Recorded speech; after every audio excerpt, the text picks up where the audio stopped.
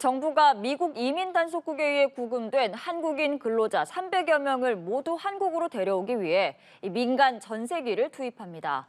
이들의 안전한 송환을 위해 조현 외교부 장관은 잠시 후인 오늘 저녁 급히 미국으로 향합니다. 김민아 기자입니다. 정부가 한국인 근로자 300여 명의 송환을 위해 전세기 투입을 결정했습니다.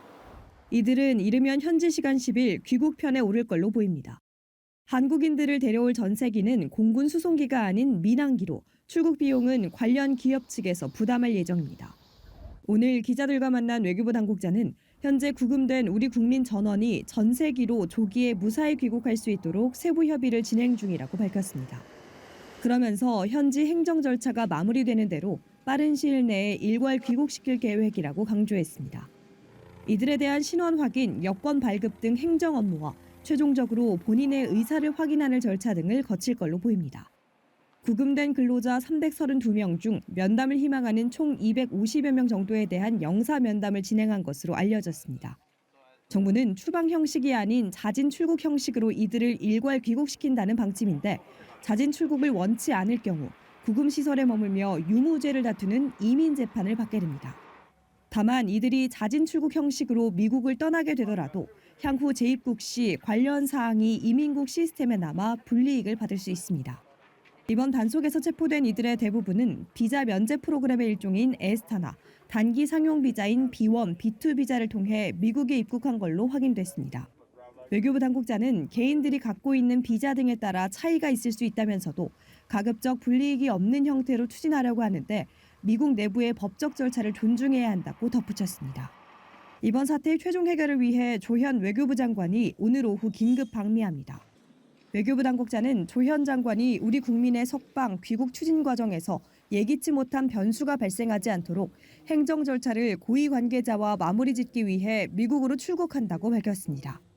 조 장관의 출국은 워싱턴 DC 직항편이 아닌 경유편을 택할 정도로 촉박하게 진행됐습니다. 미국에서 카운터파트인 마코 루비오 미 국무장관 등 미 정부 관계자를 면담하고 비슷한 사태가 발생하지 않도록 협조를 요청할 걸로 보입니다. 연합뉴스 TV 김민아입니다. 도널드 트럼프 미국 대통령은 이번 조지아주 대규모 한국인 구금 사태로 양국 간 긴장이 생기진 않을 거라고 말했습니다. 대미 투자 기업의 인재는 합법적으로 입국시킬 방안을 검토하겠다고도 밝혔는데요. 다만 강경한 이민자 단속 방침은 계속될 걸로 보입니다. 최진경 기자입니다.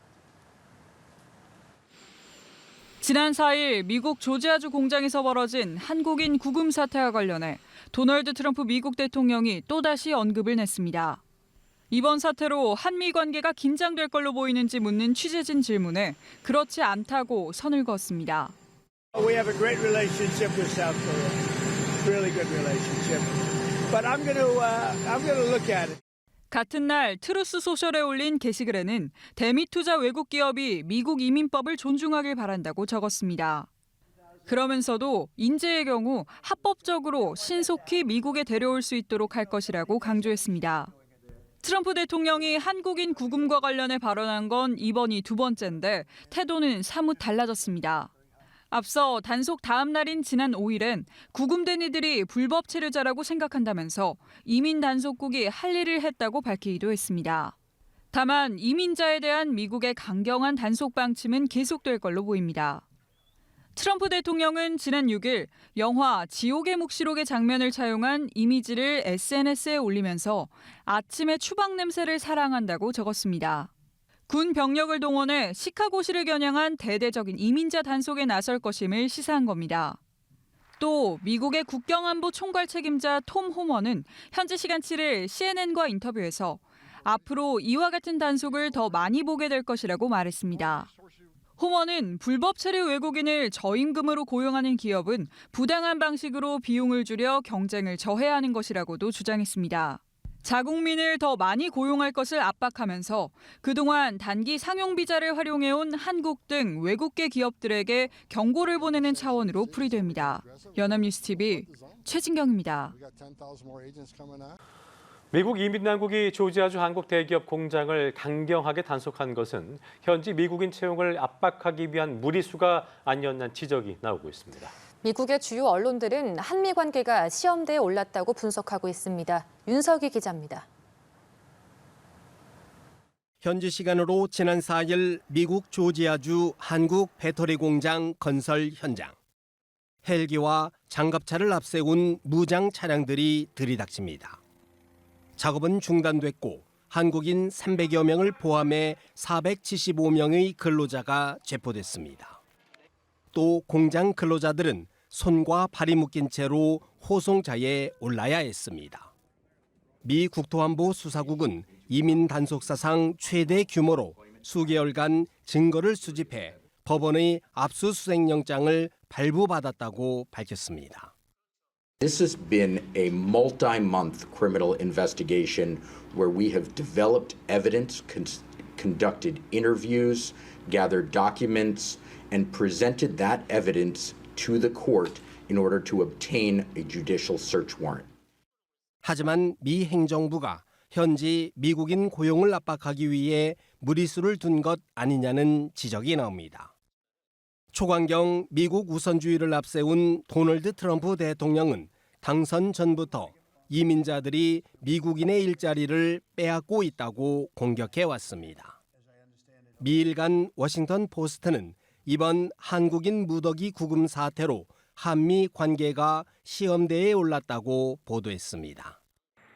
총 3,500억 달러에 달하는 대미 투자 패키지를 구체화하는 후속 협상은 물론 한국 대기업의 대미 투자에 영향을 미칠 수 있다는 겁니다. 월스트리트 저널은 한국이 가까운 동맹이면서도 사전 통보를 받지 못했다고 보도했습니다. 일본 언론들은 다른 아시아계 공장에 미칠 파장을 주시하며 경계감을 표시했습니다. 요미우리 신문은 한국은 대미 투자 확대를 약속했지만 경제협력 기운에 찬물을 끼얹는 사태가 될 수 있다고 짚었습니다. 니케이는 외자기업 공장도 단속의 대상이 될 수 있다는 사실을 보여줬다며 일본을 포함해 미국에 거점을 둔 외국 기업의 경계감이 강화될 것이라고 전망했습니다. 연합뉴스 TV 윤석입니다.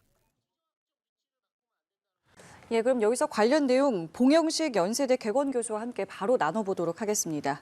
교수님 안녕하세요. 예, 안녕하십니까. 예, 저희가 앞서 조지아주 구금 시설에 나가 있는 특파원 연결해서 좀 관련한 구체적인 내용들 이것저것 알아봤습니다. 실제 막상 구금 시설 근처 분위기를 보니까요, 사실 걱정이 더하는 느낌도 굉장히 많이 드는데 일단 다행히 사태가 좀 마무리되는 수순으로 흘러가고 있습니다. 그간의 좀 과정들 먼저 좀 짚어주시죠.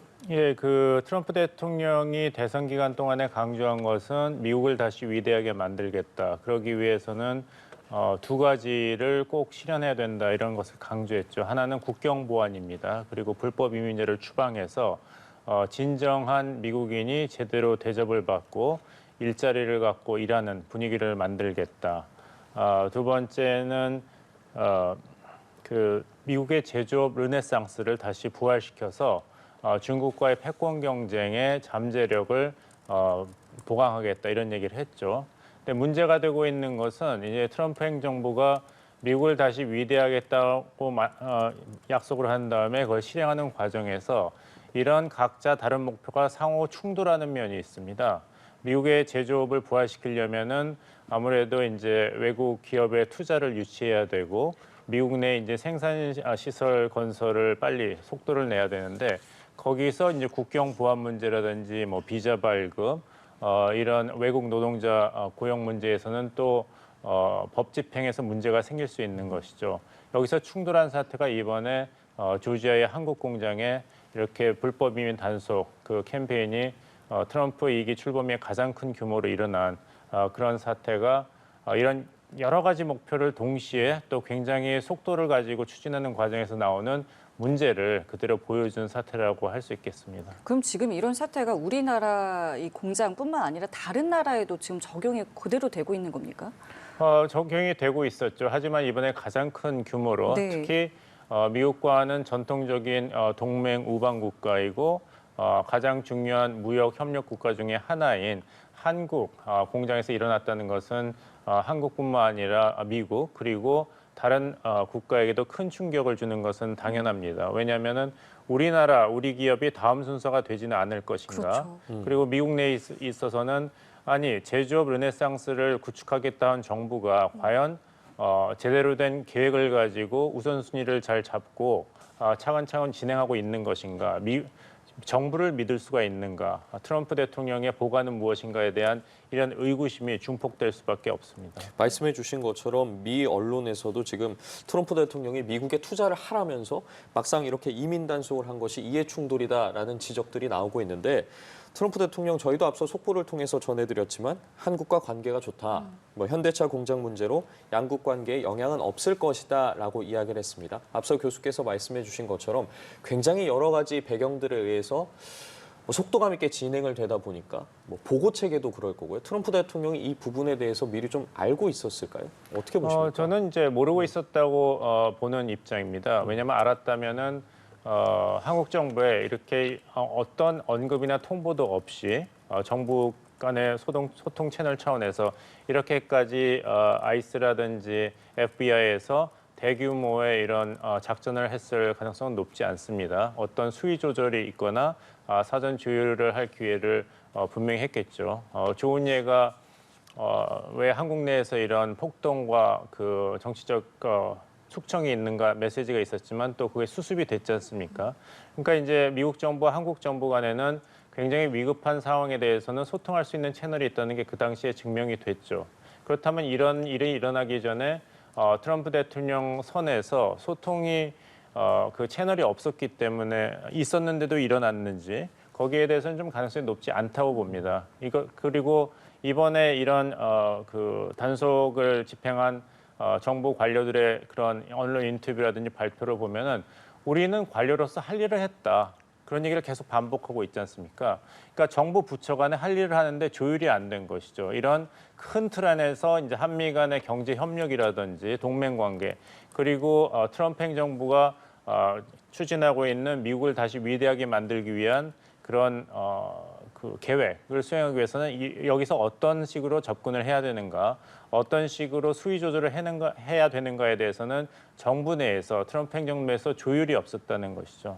그러니까 오케스트라가 있는데 지휘자가 없기 때문에 각자 악기를 열심히 연주했는데 소리가 엉망으로 난 케이스라고 보면 되겠습니다. 그럼 이번에 우리 정부가 대응한 부분에 대해서는 어떻게 좀 평가하세요? 네, 적절하게 대응을 했습니다. 왜냐하면 이제 그 언론 보도에 따르면은 우리 그 기업 그 일하는 분들이 최후 통첩을 받았다 그러죠. 두 가지 선택지가 있는데 하나는 즉시 추방을 선택해라. 그럼 바로 나갈 수 있지만 앞으로 5년 동안 미국에 입국은 금지된다. 두 번째 선택지는 재판을 받아서 억울함을 호소해라. 하지만 한 4개월 정도는 구금 상태에 있을 것이고 구금 상태에 있는 동안에 그 하루에 약 500불 정도는 사비로 지불을 해야 된다. 그리고 결과가 어떻게 나올지는 모른다. 이런 두 가지 아주 안 좋은 선택지를 강요를 받았죠. 네. 근데 이번에 우리 정부가 노력을 해서 미국 정부와 합의한 것은 이분들의 자진 출국입니다. 그러니까 어떤 후과가 없는 그런 종료가 되기 때문에 그렇게 된다면 그렇게 되리라고 전망을 합니다만은 이분들께 어떤 법적인 차원에서의 이제 피해는 없는 것인데 문제는 아까 보도에서도 말씀하셨지만 심리적인 충격입니다. 저도 이 장면을 다 봤거든요. 이제 쇠사슬에 묶여가고. 예.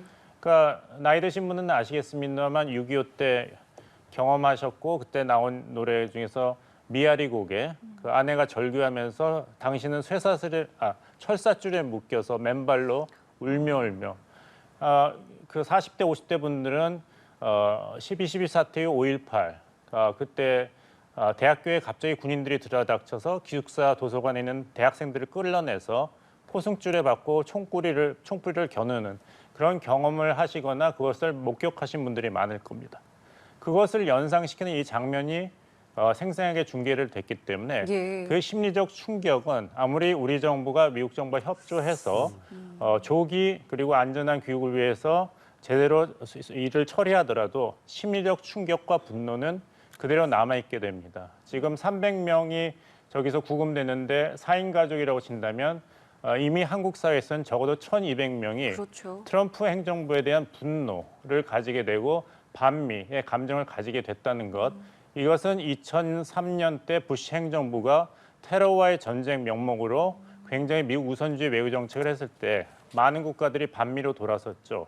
그것을 미국이 겨우겨우 지난 20년 동안 수습을 했는데 다시 전 세계적으로 비단 한국뿐만 아니라 미국이 너무 제국주의적으로 행동한다, 폭력적이다 하는 그런 느낌에서 다시 반미주의로 돌아설 그런 단초를 제공했다고 보입니다. 말씀해 주신 것처럼 무사히 귀국을 하고 이제 좀 마음을 먼저 위로할 수 있는 게 우선시 되어야 할 텐데 뿐만 아니라 이제 앞으로도 더 걱정입니다. 지금 계속해서 나오고 있는 이유가 우리 정부의 뭐 기업의 대미 경제협력 의지라던가 혹은 투자 심리가 좀 위축되지 않을까. 우리 측에서도 마찬가지고요. 미국 측에서도 이 같은 부분 우려할 수 있지 않겠습니까? 근데 이제 미국 정부는 계속 공을 다른 나라에 넘기고 있어요. 트럼프 행정부 관리들을 보면은 미국은 옳은 일을 하고 있다. 미국이 다시 국력을 제대로 회복을 해야만 세계가 더 평화롭고 번성하게 된다. 중국을 막아야 된다. 이렇게 얘기를 하는데 그 정당성에 공감을 받을 수 있는 노력은 하지 않고 있습니다. 그러니까 그분들 얘기는 뭐냐면 미국은 지금 사태가 너무 급하기 때문에 일단 폭탄을 다 터트린 다음에 질문에 대답한다. 이런 식이거든요. 그러니까 일본, 유럽연합, 한국과의 관세 협상도 보면은 굉장히 일방적으로 나오고 어떤 양보의 모습이라든지 이런 걸 보이지 않고 어떤 일방적인 통첩으로 합니다. 지금 나오고 있는 것은 트럼프 대통령도 얘기했지만 불행한 사태이지만 미국 정부는 할 일을 했다고 얘기하지 않습니까? 이건 법치주의다. 미국 법의 집행이다. 한국 기업이 법을 위반했다. 이렇게 얘기했는데 사실 법치주의 잣대를 댄다면은 한국과 미국 사이에서는 자유무역 협정이 있었지 않습니까? 그런데 그걸 일방적으로 폐기하고 25% 관세를 부과했고 그것을 미국 정부는 상호 관세라고 했습니다. 그런데 우리 정부는 미국에 대해서 FTA를 폐기하고 25%를 부과한 게 아니거든요. 그렇다면 누가 법치주의를 계속 충실히 지키고 있는가?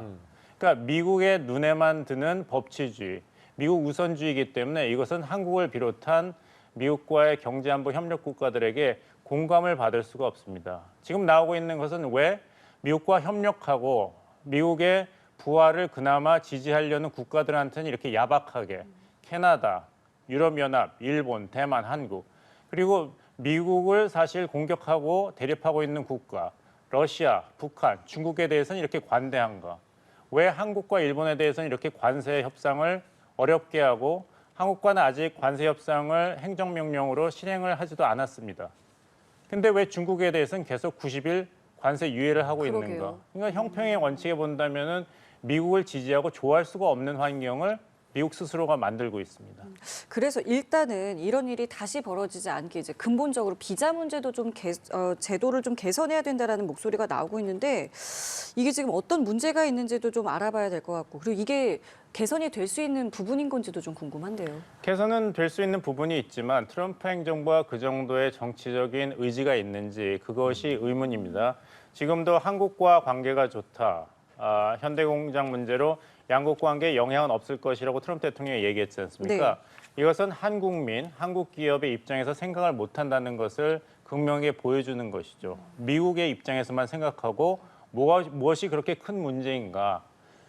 미국의 제조 부활을 위해서는 한국 기업이 거기서 공장을 짓고 제대로 공장 운영을 시작해야 되는데 과연 미국만의 인력으로 그것이 돌아갈 수 있는지 거기에 대해서는 미국 정부가 이런 굉장히 중요한 질문에 대해서는 회피하고 있는 것입니다.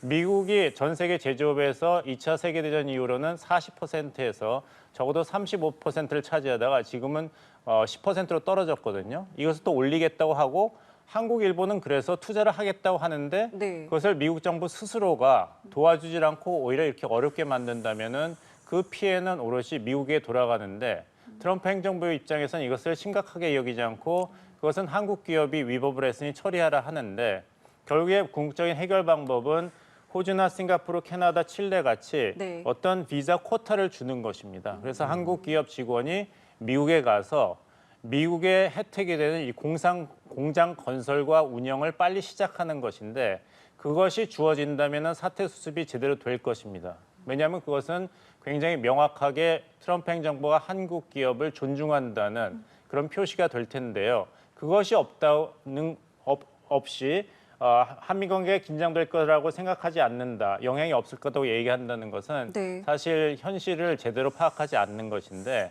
이것이 얼마나 갈지는 좀 두고 봐야겠죠. 그들의 의지가 중요하다고 말씀을 해주셨는데 이제 오늘 조현 외교부 장관이 미국으로 직접 건너갑니다. 가서 뭐 지금 남아있는 뭐 행정 절차도 마무리해야 될 것 같고요. 언급해주신 비자 문제와 관련해서 뭐 협상도 이루어지지 않겠냐라는 예측이 나오는데 직접 우리 측에서 외교부 장관이 갑니다. 이러한 부분 좀 압박이 될 수 있을 거라고 보십니까? 글쎄요, 이게 압박이라보다는 그 필요한 조치라고 봅니다. 왜냐하면 사태가 얼마나 심각한지, 그리고 이것이 한국 기업과 정부, 한국민의 문제가 아니라 당신들의 문제다, 당신들의 손해다, 피해가 갈 것이라는 것을 명확하게 전달하는 그런 소통 채널을 고위급 대화 소통을 통해서 하는 것은 중요하죠.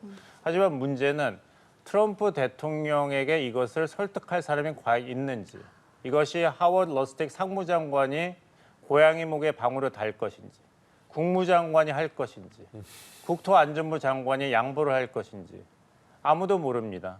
트럼프 대통령은 문제 없다고 했으니까 문제가 없는 걸로 끝나고 여기서 트럼프 대통령의 심기를 거슬릴 말을 할 수 있는 사람이 과연 정부에 있는지 그것은 의문시 됩니다.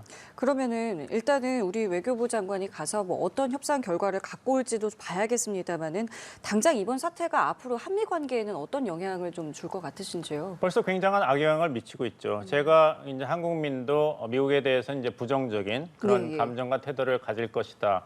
이것이 그렇지 않아도 부글부글 끓어오르고 있던 미국의 이런 일방적인 행동에 대한 불만이 그리고 분노가 더 가중되는 그런 변곡점이 될 것이라고 생각합니다.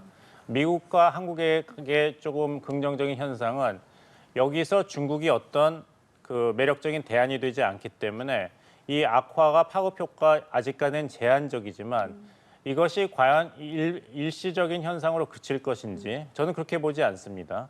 계속해서 이렇게 미국을 다시 위대하게 만들겠다는 트럼프 대통령의 광폭 행보가 여기저기서 충돌을 일으킨다면 한국뿐만 아니라 다른 나라에게도 일어날 수 있을 것이고 한국과 관련해서 다른 사안에서도 또 이게 터질 수가 있습니다. 그렇게 된다면 한번 뚝이 무너지고 나면 물살을 잡을 수 없듯이 굉장히 부정적인 한미 관계의 기류가 될 가능성이 높습니다. 앞으로의 그렇기 때문에 미국 정부의 움직임에 대해서도 조금 더 예의주시하게 바라볼 수밖에 없는 상황인데 몇 가지 더 우려된다고, 뭐 우려라고 표현하긴 그렇겠습니다만 어쨌든 좀 관심 있게 봐야 될 부분이 트럼프 행정부의 좀 국경안보 총괄 책임자 톰 호먼이죠. 톰 호먼이 앞으로도 좀 이런 대규모의 압수수색이나 체포를 더 하겠다라는 의지를 내비치기도 했고 트럼프 대통령 같은 경우에도 영화 지옥의 묵시록에 빗대서 지금 시카고에 군 투입을 시사한 상황입니다. 어떻게 좀 연관지어서 봐야겠습니까? 그래서 제가 이것이 일회성 그런 사건으로 그치지 않고 계속해서 비슷한 사례가 일어나서 트럼프 행정부의 미국을 다시 위대하게 만들겠다는 이 정책에 대해서 미국 국내뿐만 아니라 해외 협력 국가에서도 굉장한 반감이 계속 증가될 것이라고 말씀드리는 것입니다. 관료들은 자기 자리에서 자기 직책과 기관의 그런 임무에 따라서 열심히 일을 하는데 그것이 전반적인 미국의 외교안보 경제정책에 어떤 파급 효과가 미칠지는 사실 대통령과 장관선에서 이것을 조율해야 됩니다. 근데 조율이 없이 소위 굉장히 그 적극적인 그런 정책 집행에 나서고 있고 네. 그것이 뭐 트럼프 지지자들에 따라서는 굉장한 인기를 얻을 수도 있기 때문에 대통령 입장에서는 잘하고 있다, 어쩔 수 없었다, 잘 될 것이다, 큰일이 아니다 이런 얘기로 문제가 해결될 것이라고 기대를 할 수 있지만 결국에 가서는 이 후과가 계속 축적이 되게 됩니다. 알겠습니다. 이번 사안에 대해서 저희도 좀 계속해서 지켜보겠고요. 화제를 바꿔보겠습니다. CNN 보도에 따르면은 이제 다음 달에 경주에 열리는 에이펙 정상회의에 트럼프 대통령이 참석을 준비 중이다라고 보도를 했어요. 준비 중이다라는 보도는 올 가능성이 높다, 온다 이렇게 저희가 봐도 되는 겁니까? 이 CNN 보도가 지난번 이재명 대통령과 트럼프 대통령 간의 백악관 회동에서 트럼프 대통령이 언급하는 거에 대해서는 진일보한 것은 분명합니다. 그때는 굉장한 관심을 표명했지만 이번에 CNN 보도에 따르면 준비라는 단어가 예. 나왔기 때문에 그렇게 된다면은 미국 정부의 수반과 중국 정부의 수반이 동시에 한국이 의장국으로 주최하는 경주 에이펙 정상회의에 참석하게 되는 그런 것을 기대해 볼 수가 있는데 이재명 정부로 본다면은 의장국으로서 굉장한 긍정적인 그런 사안이라고 말씀드릴 수가 있겠습니다. 지금 그렇다면 관련해서 또 다른 한 가지 관심을 끄는 게 북한 관련 문제입니다. 지금 시진핑 주석이 2019년 G20 정상회의 때 미중 정상회담 앞두고 방북하지 않았겠습니까? 이번에도 에이펙 앞두고 북한을 먼저 방문할 가능성에 대해서는 어떻게 보세요? 글쎄요, 그 가능성은 반반이라고 보입니다. 왜냐하면은 10월 10일 노동당 창건일이 북한으로서는 굉장히 중요한 그 국경일 중에 하나고, 네. 지금 천안문 열병식에서 푸틴 러시아 대통령과 김정은 북한 국무위원장이 시진핑 주석과 어깨를 나란히 했지 않습니까? 예. 북한 입장에서는 이 여세를 몰아서 북중 관계가 완전히 재건되었다, 더 발전할 것인가를 확증하고 싶을 것입니다. 그렇게 된다면은 그러기 위해서 이제 시진핑 주석이 평양을 방문하는 것이 또 하나의 굉장히 중요한 쾌거가 되겠죠. 그것을 중국 정부가 어떻게 수용할지, 여기에 대해서는 이번에 그 정상회담을 하면서 많은 얘기를 했을 거라고 생각합니다. 왜냐하면 나온 발언을 보면 계속해서 고위급 대화를 계속하겠다고 했거든요. 그 말은 시진핑 주석의 평양 방문을 염두에 둔 그런 논의가 오갔다는 것을 반증합니다. 근데 이제 시기상으로 좀 애매한 것이 2019년에 일본에서 열렸던 G20 정상회의에 참석하기 전에 북한을 방문했을 때는 사실 그 북한을 끌어안는 데는 급박한 이유가 있었죠. 왜냐하면 하노이에서 북미 정상회담이 노딜로 끝났거든요. 근데 거기에 대해서는 북한과 중국 간에서 앞으로 어떻게 협력할지에 대해서 긴급하게 정상 수준에서 논의할 이유가 충분했습니다. 근데 지금이 2019년 하노이 노딜과 같이 엄중한 상황인가를 봤을 때는 중국이 바로 10월 7일 북한 노동당 창건일에 시진핑 주석이 직접 날아가서 정상회담을 김정은 위원장의 천안문 열병식 참석이 끝난 지 얼마 안 됐는데도 불구하고 할 정도로 급한지, 아니면은 시진핑 주석이 아니라 다른 중국 정부의 고위급 인사가 가서 북한과의 경제협력 선물 보따리를 베푸는 것이 더 낫지 않은가. 그 다음에 경주 에이펙에서 시진핑 주석과 미국 트럼프 대통령 간의 어떤 빅딜이 있은 다음에 중국이 다시 보다 구체적인 맥락에서 북한 끌어안게 나서는 것이 중국 시진핑 정부로서는 더 합리적인 수순이 아닌가 생각합니다. 그럴 수도 있겠네요. 알겠습니다. 자, 그리고 이런 내용의 보도가 있습니다. 지금 2019년 말씀하셨는데 이때 당시에 트럼프 행정부가 김정은 위원장을 도청하기 위해서 북한의 특수부대를 침투시켰다라는 보도가 나왔는데, 일단 관련해서 뭐 트럼프 행정부 같은 경우는 사실을 모른다라고 부인은 하고 있는데, 이 내용은 어떻게 저희가 해석을 해야 됩니까? 이게 국제 정치 안보의 현실입니다. 뭐 2019년에 김정은 위원장 도청을 위해서 특수부대를 파견했다 실패했다 그랬는데, 미국이 우리 정부를 도청하고 있는 것은 다 드러났지 않습니까? 바이든 행정부 때 그 당시 그 내셔널 가드 이등병 잭 텍세리아가 인터넷에 기밀 문서를 다 올렸죠. 거기 보면 바이든 행정부 때 우리 김성한 안보실장, 이문희 외교비서관, 임기훈 국방비서관이 미국에서 대우크라이나 살상 무기 지원을 분명히 요구할 텐데 우리나라는 살상 무기 지원 금지 원칙인데 어떻게 해야 되는가? 152mm 포탄 33만 발을 폴란드에 판매하는 것이 어떻게인가 논의하는 것이 다 미국에서 도청하다는 게 드러났습니다. 우리 정부에서는 뭐라 그랬습니까? 미국이 악의적으로 도청했다고 믿지 않는다고 얘기를 했죠. 그리고 그 진위 여부를 판명해야 된다고 얘기했지, 우리가 정식으로 미국 정부에 사과를 요구하지는 않았습니다. 오바마 행정부 때도 독일 총리 전화를 도청했고 오바마 대통령이 이런 일이 없을 거라고 사과했는데 그 다음에도 계속 도청한 게 드러났죠. 그래서 당시 미국과 독일 간의 관계가 굉장히 냉랭해졌는데, 뭐 북한에 대해서는 트럼프 대통령이 김정은 위원장을 좋아한다, 좋은 관계에 있다 하지만 국가 간의 안보 관계는 또 다른 차원 아니겠습니까? 이것이 현실입니다. 예, 알겠습니다. 오늘 말씀은 여기까지 듣겠습니다. 지금까지 봉영식 연세대 개건 교수와 함께했습니다. 말씀 고맙습니다. 감사합니다.